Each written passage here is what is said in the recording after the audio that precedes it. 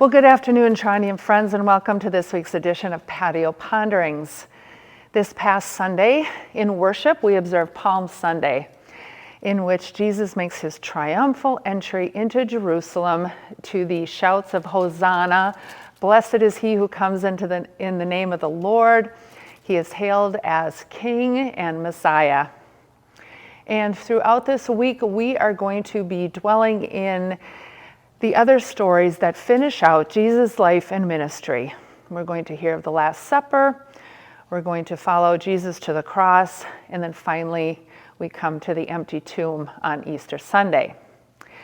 Now, the way our readings have laid out on these past few Sundays, we've also heard a couple other stories that have happened during Holy Week, between the ride into Jerusalem and the other more familiar stories that we know. And a week ago, last Sunday, we had the very interesting story of Jesus gathered in a room with his disciples, and a nameless woman enters and pours very expensive perfume from a very expensive jar all over his head. And as we read through that story, we understood that to have a dual meaning. That one, through Jesus' own interpretation, she was anointing Jesus in preparation for his burial.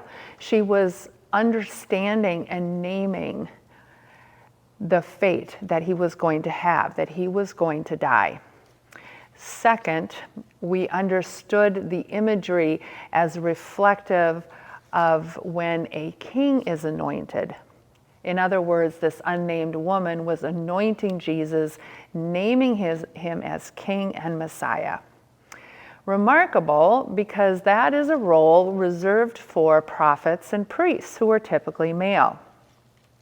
And so as I'm reflecting back on this story and the role that this woman played during Holy Week, I've also been pondering forward, if you will, and thinking about how women are going to show up in these last stories of Jesus' life and ministry in new ways from what we've heard previously in the Gospel of Mark.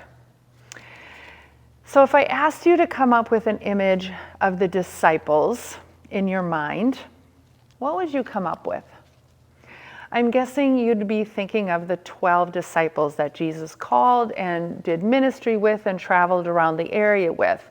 And I'm guessing those 12 disciples would all be the men that Jesus called. But what we're going to hear in a story coming up is that there were women at the cross. And this story is going to tell us that they have been with Jesus since Galilee. So they've been with Jesus for quite a while and have done some traveling with him from Galilee to Jerusalem.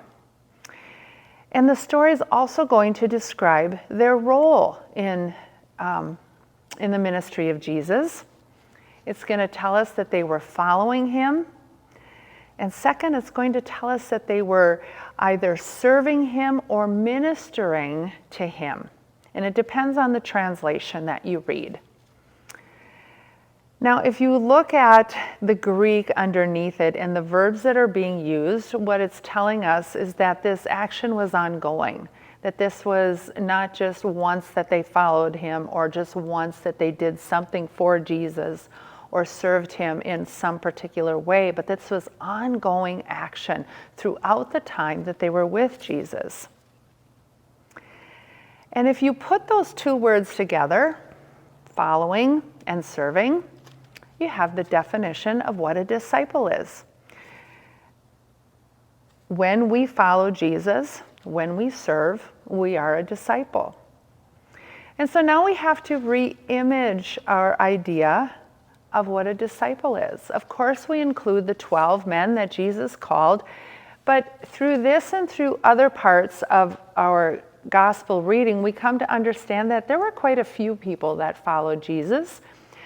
And now we understand that women were a part of that group.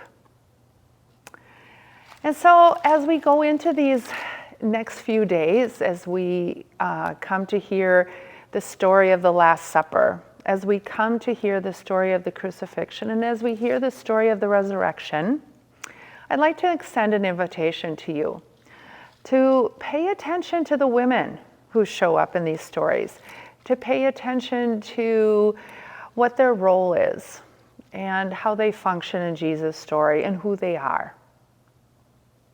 And ponder for yourselves maybe a new idea of what a disciple is. As always, I will be very interested to hear what your experience is in this reflection. I hope that I will see you not just Sunday, but on Thursday and Friday as well. And I hope that you have a blessed Holy Week. See you soon. Bye.